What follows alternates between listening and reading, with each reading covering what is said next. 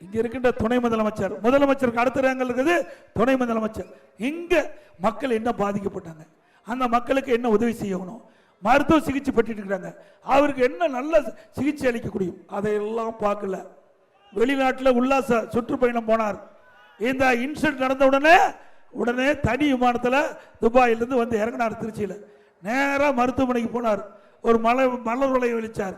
நேராக திருச்சி போய் துபாய் போயிட்டார்.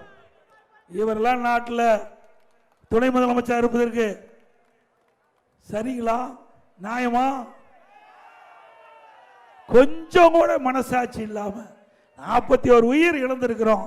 பல பேர் அந்த கூட்டத்தை நெரிசலில் அடிபட்டு மருத்துவ சிகிச்சை பெற்று வராங்க.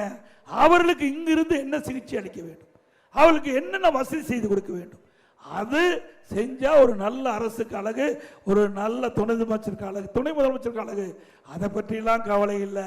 நேரா பிளைட்ல வந்தாரு, இறங்கினாரு, கரூருக்கு வந்தாரு, மலை வளையம் வச்சாரு, நேரா கார்ல போய் பிளைட்ல ஏறி துபாய் போயிட்டார். இப்படிப்பட்டவர்களாம் நாட்டை ஆள வேண்டுமா?